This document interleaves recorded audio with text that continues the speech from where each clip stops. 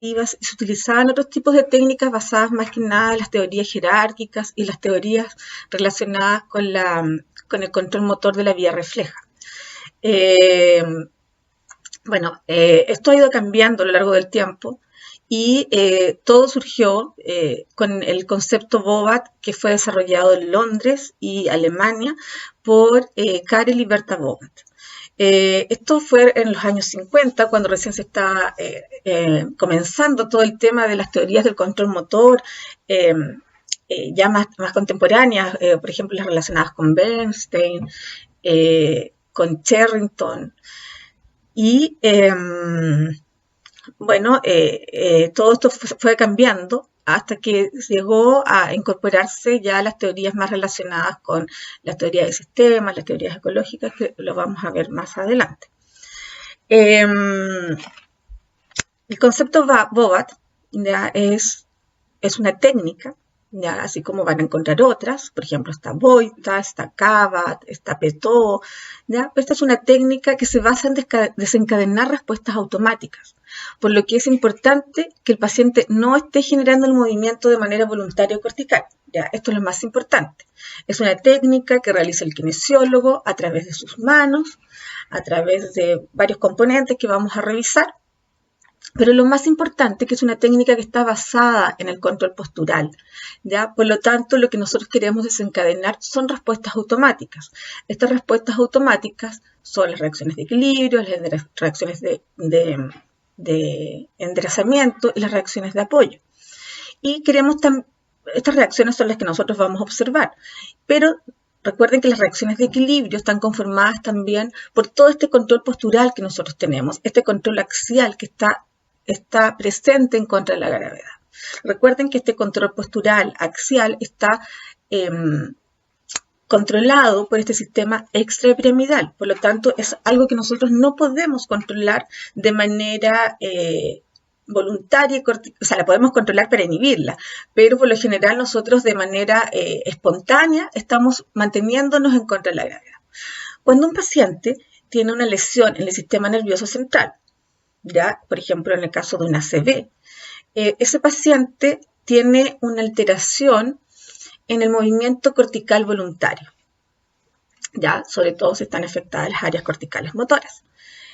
Sin embargo, como todo está unido, también se genera un daño en el sistema a nivel del tronco encefálico y a nivel de las vías descendentes, que son las que dan este input para poder mantener este control postural. Y por lo tanto, también hay alteraciones y daños que pueden alterar las vías sensitivas, perdiendo el paciente la percepción del espacio y la percepción de toda esta sensibilidad que te da el medio ambiente. A diferencia, por ejemplo, del caso de un paciente con Parkinson, donde la alteración está en la sustancia negra, ya donde hay una lesión más bien del sistema extrapiramidal, donde la alteración del equilibrio y del temblor y de la rigidez es lo que está preponderante, ¿ya? Ahí no hay una alteración en el control motor voluntario. Entonces hay ciertas diferencias y también, sin embargo, estas técnicas se pueden utilizar en todas las personas que han desaprendido un movimiento producto de una lesión cerebral. Entonces, eso quiero que les quede claro, porque muchas veces cuando yo observo facilitaciones o de repente hay personas o estudiantes que hablan de que están facilitando a un paciente. Pero si el paciente no está generando reacciones automáticas, yo estoy moviendo al paciente. Eso ya no es una facilitación, ¿ya? Y eso quiero que les quede muy claro, porque eso es la base de este concepto. ¿Cuál es el fundamento y por qué funciona, ¿no es cierto? ¿Por qué funcionan las técnicas de facilitación? Funcionan porque su fundamento está en la carga y transferencia de peso. Cuando yo genero una carga y transferencia de peso, genero reacciones y respuestas automáticas en todo el cuerpo, ya sean reacciones de equilibrio, enderezamiento, activaciones musculares, activación de la inervación recíproca, cambios de la vasosustentación, tenemos también cambios de la sensibilidad, cambios del sentido de la propiocepción, cambio del sentido de la posición de nuestro cuerpo. Entonces se fundamenta en eso. Desde donde yo manejo estas cargas y transferencias de peso en mi paciente en el momento de realizar una facilitación. Yo las manejo desde los puntos claves. He aquí la importancia de los puntos claves, ya que los puntos claves están pensados nacieron del concepto BOVAC para poder movilizar el centro de gravedad y generar carga y transferencia de peso. La carga y transferencia de peso, a su vez, genera activación de la inervación recíproca. Cuando yo activo, ¿no es cierto? Cuando yo genero en términos simples, cuando yo cargo peso en un lado, se activa la inervación recíproca porque hay un músculo que se contrae y otro que se inhibe, ¿no es cierto?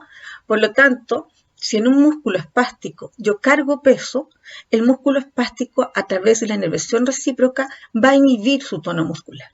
Por lo tanto, voy a disminuir el tono, ¿ya? Que es algo característico en los pacientes que tienen espasticidad.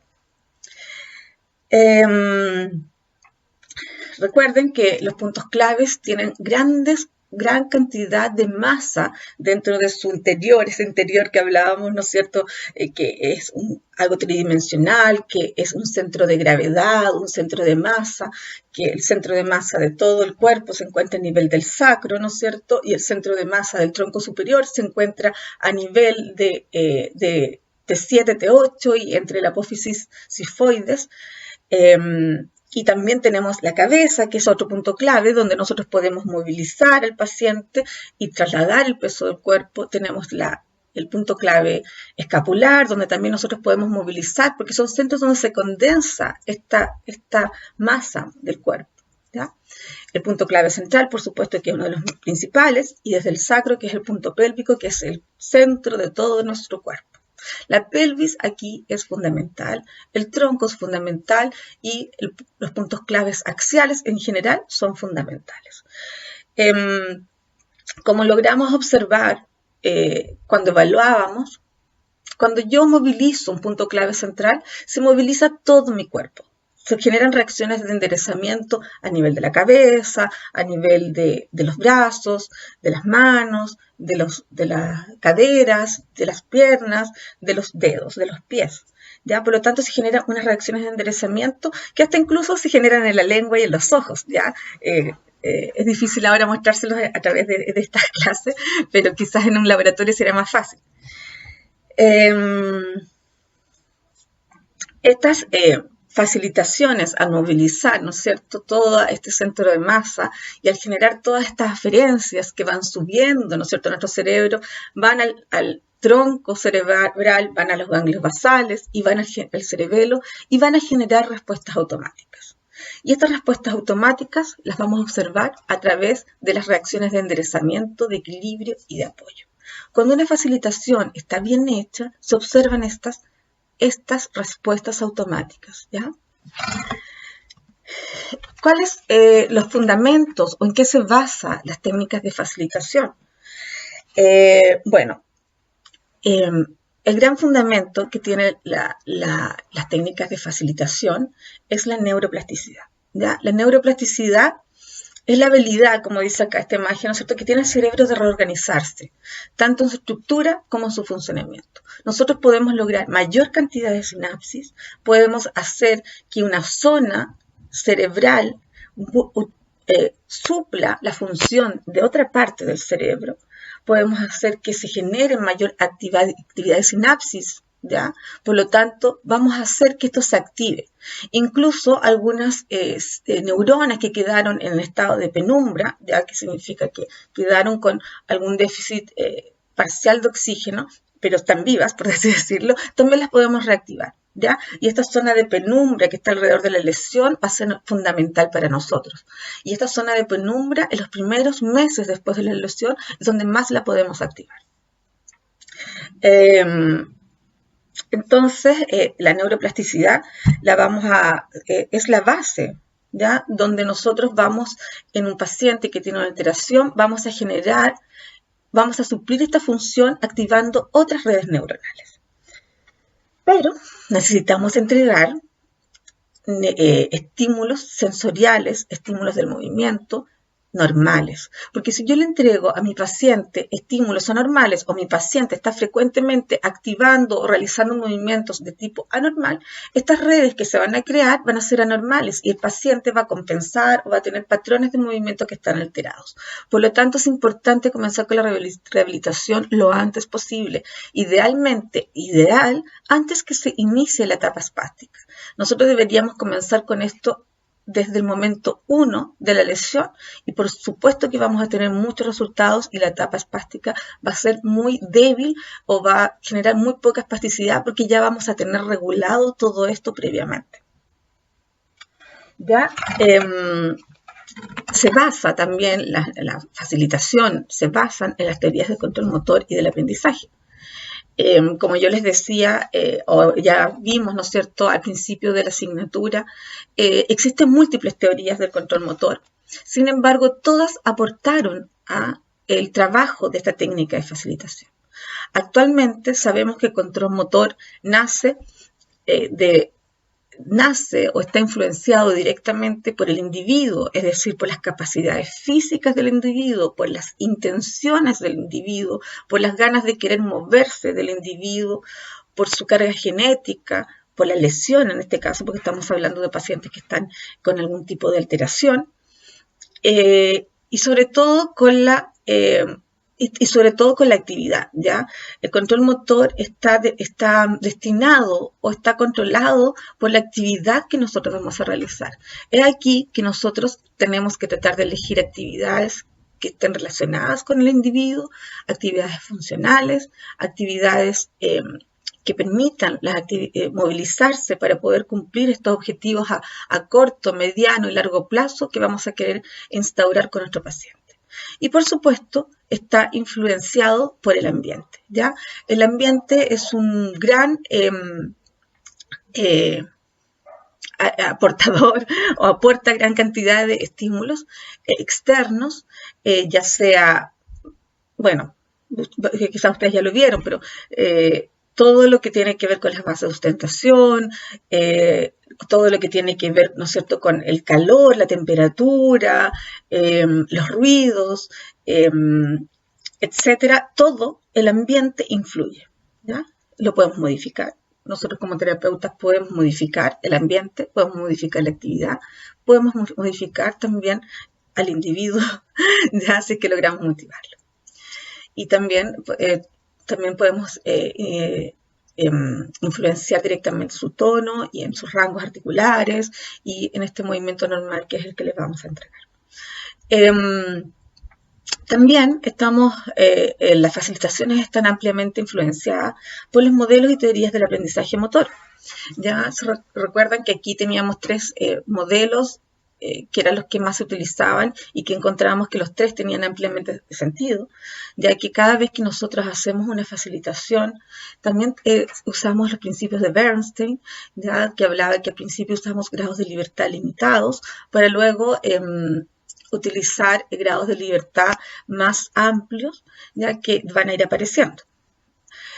También utilizamos los principios de Fitz y Posner, y también los principios de Gentil. Recuerdan que Fitz y Posner hablaba que nosotros, ¿no es cierto?, cada vez que aprendemos algo, tenemos que aprender con muchas instrucciones, con mucha concentración, ¿ya? Y con mucho input verbal por parte del terapeuta. Nosotros acá, las facilitaciones, esa primera parte la vamos a utilizar en la etapa funcional que vamos a ver más adelante, porque como nosotros queremos tratar de activar las reacciones automáticas, al principio vamos a utilizar más que nada activaciones musculares a través de la facilitación y posiblemente algunas indicaciones, pero nosotros queremos que el paciente actúe de manera automática, a diferencia, por ejemplo, de un paciente con Parkinson, que no tiene una alteración del control cortical voluntario, por lo tanto a él sí le vamos a dar muchas indicaciones para que pueda planificar su movimiento, ya que lo otro se ha ido perdiendo progresivamente, que es la parte de la reacción automática. Entonces ahí tenemos algunas diferencias respecto al trabajo que vamos a realizar de acuerdo al origen de la lesión. También, por ejemplo, en el caso de un paciente que tenga algún tipo de alteración periférica o de segunda motoneurona, también va a cambiar la teoría del aprendizaje motor que nosotros vamos a utilizar. Quizás ahí sí vamos a utilizar la primera parte, ¿no es cierto?, la parte que tiene que ver con las instrucciones o la primera fase del aprendizaje motor, que es la fase más cortical. Ahí vamos a dar más instrucciones, pero acá en la facilitación de un daño cerebral como la ACV o la parálisis cerebral, nosotras no vamos a utilizar grandes indicaciones, sino que vamos a tratar de propiciar que el movimiento salga de manera automática a través de nuestra facilitación. Después de un tiempo ya viene la parte más asociativa, donde el paciente empieza a experimentar más solo, nosotros lo vamos guiando, lo vamos activando, para después terminar una fase automática. Nosotros lo que queremos es lograr llegar con nuestros pacientes a la fase automática, o sea que el paciente pueda realizar de manera inconsciente el movimiento. Por otro lado, también nos acogemos a la teoría del aprendizaje motor relacionada con Gentil, donde vamos a empezar con un entorno conocido, un entorno que no tiene grandes modificaciones, para después empezar a generar variaciones en el entorno para que el paciente, ¿no es cierto?, no tiene sentido solamente entrenarlo en nuestro laboratorio, en nuestra casa, en su casa o en nuestra clínica. Tiene que cambiar el entorno para que él pueda ser óptimo y adaptable a las diferentes condiciones. ¿Cuál es el objetivo de facilitación? El control postural. Sin duda alguna, el control postural es el sentido de la facilitación. El control postural axial, principalmente, este control postural que nace de poder estar en contra de la gravedad, que nace de estas reacciones automáticas, que logra mantener el equilibrio estático y dinámico, y a su vez que permite generar movimientos selectivos de las extremidades. ¿Qué son los movimientos selectivos? Es la capacidad de mover los músculos y nuestras articulaciones en grados intermedios de contracción. Nosotros no nos movemos en rangos completos de movimiento, nos movemos en rangos intermedios. Nuestras articulaciones no se mueven en una flexo-extensión completa, no se mueven en una abducción o una aducción completa, se mueven en rangos intermedios de movimiento. Así también nuestros músculos casi siempre están contrayéndose en contracción excéntrica y en contracciones intermedias, ¿ya? Y eso es lo más difícil, porque la espasticidad lo que produce, como no tiene el sistema inhibitorio óptimo para poder inhibir estas contracciones musculares en los antagonistas y en los sinergistas, lo que produce es que el paciente se tienda a mover con movimientos selectivos alterados y con movimientos completos, de rango completo. Es decir, el movimiento normal, por ejemplo, alguna vez creo que les di este ejemplo, el movimiento normal es, para tomar una manzana, ¿no es cierto?, es primero girar la cabeza, activar el hombro, abrir la mano y de ahí extender el codo. Probablemente si yo le pido a un paciente con espasticidad que haga ese movimiento, el paciente, en vez de girar la cabeza y hacer toda esta carga y transferencia de peso, lo que va a hacer levantar el codo primero, llevar el brazo para allá y tratar de abrir la mano antes, ¿me entienden? Entonces hace todo un timing de movimiento alterado. Y ese es el movimiento que nosotros tenemos que reeducar. Por otro lado, si nosotros no tenemos una base estable, es decir, un tronco estable, una pelvis estable, los movimientos selectivos no los vamos a poder generar. Recuerdan que el control motor en los niños nace también de esta manera. Primero se desarrolla la cabeza, control de cabeza, después control de tronco, y finalmente cuando ya está todo esto maduro, el control axial está maduro, los niños empiezan a desarrollar cosas más finas, ¿ya? Por lo tanto, acá también en la facilitación, las técnicas de facilitación, nuestro foco está en el control postural de la pelvis y el tronco. En base a eso, nosotros vamos a poder determinar los movimientos selectivos y reeducarlos. Es fácil cuando uno, por ejemplo, ¿cómo sabe que los movimientos selectivos están limitados por parte del control postural? El ejemplo clásico que yo les doy siempre en los laboratorios es que Cuando movilizamos el punto clave centrales anterior y posterior, se generaban reacciones automáticas. Cuando vamos con el punto clave hacia anterior, el dedo gordo del pie, por ejemplo, tiende a subir. ¿Ya? Entonces, eso es una reacción automática, pero también es un movimiento selectivo. ¿Ya? Cuando nosotros, por ejemplo, queremos tomar un objeto o estamos escribiendo, lo que está estabilizando es nuestra cintura escapular, ¿ya? Y eso es el control postural, ¿ya? Y el movimiento selectivo sería la capacidad de escribir o el movimiento fino. Ahora, ¿cómo se logra generar una facilitación? Bueno, lo primero es a través de la observación y valoración. ¿Ya? Nosotros tenemos que observar mucho a nuestro paciente y valorarlo en sus diferentes actividades. Esta es la parte más importante para poder generar facilitaciones y para poder planificar el movimiento. Si bien es cierto, existen técnicas específicas como para evaluar acortamientos musculares, como tomas, ángulo popliteo, evaluación del tríceps ural, evaluación del sóleo de manera específica, evaluación de la dinámica de la cintura escapular o ritmo escapular, o bien la prueba de Ashworth y rangos de movimiento. Nosotros necesitamos observar y valorar cómo mi paciente se mueve en base a una función y el movimiento, cómo este tono cambia a medida que se va moviendo. Por ejemplo, ustedes van a observar que los pacientes espásticos tienen un hemicuerpo con mucha espasticidad y este tono se modifica cuando se para, cuando quiere hacer algo, cuando gira, cómo va cambiando este tono en cuanto a la función, al movimiento. Ya eso es lo principal que nosotros tenemos que evidenciar para nuestra planificación del tratamiento. ¿Ya? Porque nuestra planificación del tratamiento va a estar basado en el concepto Bobat. Y el concepto Bobat lo que más habla es cómo genera este paciente las transiciones, cómo genera este paciente las transferencias, cómo se mueve. ¿Ya?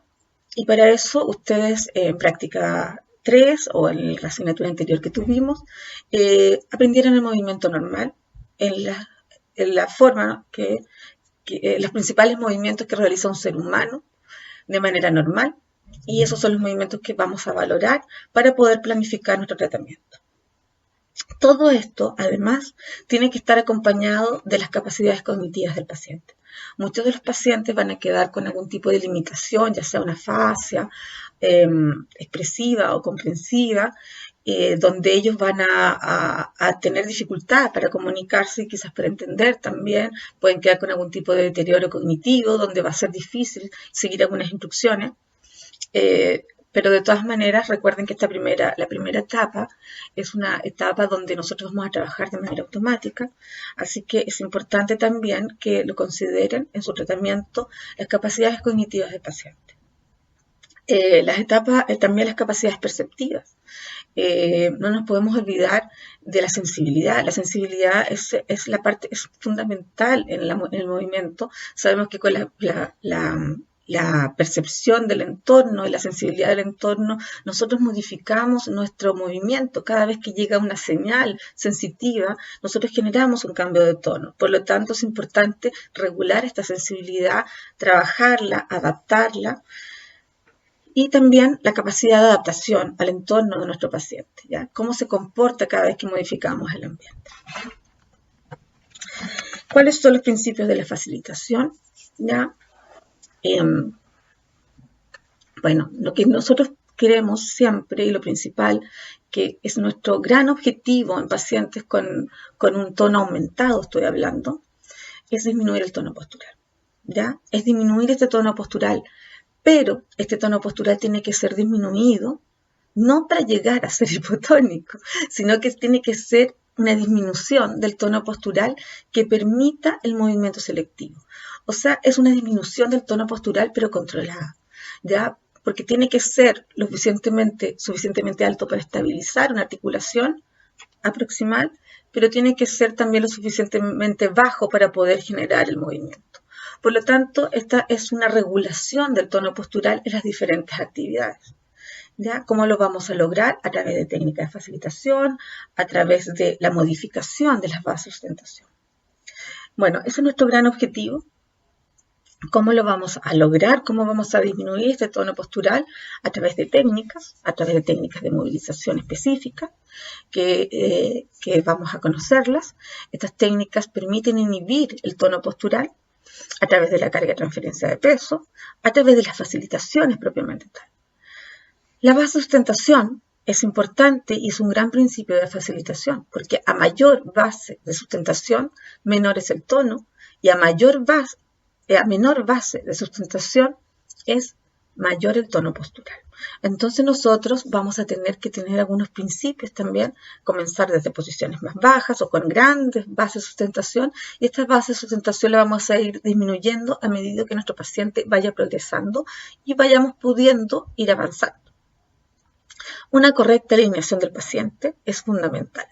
¿Por qué? Porque la alineación del paciente está dando, una correcta alineación está dando estímulos correctos al cuerpo para generar una acción. ¿Cuál es la alineación ideal de un paciente? O la posición de los puntos clave en un patrón mixto. ¿Ya? Ese es la alineación ideal para generar cualquier movimiento. Y eso es importante que durante todo el tratamiento esté controlado. ¿Ya? ¿Cómo lo podemos controlar? A través de taping, la wincha, y también a través del tapping, que son golpecitos intermitentes que se dan a nivel del vientre muscular para producir contracción a través de nuestras manos y a través de la modificación y utilización de estas bases de sustentación a nuestro favor para poder mantener esta postura. A través de la alineación del paciente también la vamos a lograr con las técnicas de facilitación. Ya con una buena técnica de facilitación podemos estimular esta gran alineación. Y el terapeuta aquí es el instrumento, es el facilitador, es el que guía el movimiento, no es el que hace el movimiento. Cuando yo hago el movimiento no estoy facilitando, estoy movilizando. Acá nosotros estamos estimulando. Nuestras manos van a estar en los puntos donde falte el tono muscular, donde tengamos que inhibir en algunos momentos, donde nuestras manos van a estar en los puntos claves, ya para poder transferir y cargar peso. Nuestras manos van a estar posicionando un segmento, ¿ya? Para eso nosotros nos tenemos que ayudar con estas diferentes bases de sustentación para posicionar al paciente, para poder generar. El terapeuta no solamente con sus manos va a generar cambios del tono y facilitación, sino también con su voz, con su corporalidad, con su movimiento, con el desplazamiento propio de nuestros puntos claves. ¿Ya? Si el paciente va hacia lateral, hacia izquierda, yo voy junto con él. ¿Ya? Nosotros, a través de la sensación del movimiento, vamos reeducando a este paciente. Por lo tanto, es importante, como dice Bettina Paet en su libro, esto es una danza con el paciente. Yo tengo que seguir, si el paciente se va en anteversión, yo me voy a anteversión. ¿Ya? Yo soy el instrumento que guía este movimiento. A través de mi voz, a través de mis ojos, a través de mi relación con el paciente, a través de mis manos, a través de mis cargas y transferencias de peso, a través de mis activaciones musculares, a través de mi seguridad, a través de mi concentración, mi estar en el momento. Yo no puedo estar facilitando y mirando el celular o conversando con otro colega. Yo tengo que estar facilitando a mi paciente, tengo que estar en contacto con mi paciente. ¿Ya? Esto es un trabajo uno a uno. La gran pregunta que siempre me hacen los estudiantes, profe, ¿pero qué pasa si me llega un paciente que ya lleva 7 años de la lesión? Siempre se puede lograr algo, chicos. Siempre se puede lograr algo. La facilitación, la terapia neurológica, tiene que ver con la neuroplasticidad, tiene que ver con las partes blandas, tiene que ver con la parte muscular. ¿Ya? Nosotros siempre podemos modificar. ¿Ya? Los objetivos quizás van a ser un poco más realistas. En el caso de, por ejemplo, tener una mano espástica, esa mano quizás se va a poder abrir. No podemos asegurar que esa mano va a volver a funcionar como antes, pero una mano así, que necesita una férula, y que quizás necesita una cirugía, y que quizás le está saliendo micosis dentro de la mano, es muy diferente a una mano estirada que puede posicionar sobre el sillón, que se la puede lavar bien, que no va a necesitar una cirugía, que no va a estar transpirada ni con micosis. Eso ya es un cambio de vida, ¿ya? Entonces, todos los pacientes podemos lograr algo. Y nuestro afán dentro de las facilitaciones es estimular el movimiento normal, este movimiento normal para que genere conexiones nuevas y normales para no instaurar patrones anormales. La gran mayoría de los pacientes hemipléjicos caminan, no hay que apurar la marcha, hay que empezar desde posiciones bajas, intermedias, altas. Esto tiene mucho que ver con el desarrollo motor y se basa también en el desarrollo motor, cómo el desarrollo motor de manera tan inteligente, ¿no es cierto?, se va formando hasta llegar a la marcha, cómo va activando estas diferentes cadenas musculares para llegar a la marcha. Esto es exactamente lo mismo, cómo vamos activando músculos, planos de movimiento, articulaciones, propiocepción, sensibilidad, adaptación, para llegar a las posiciones más altas. Eso era lo que les quería contar hoy día y nos vemos mañana en la clase.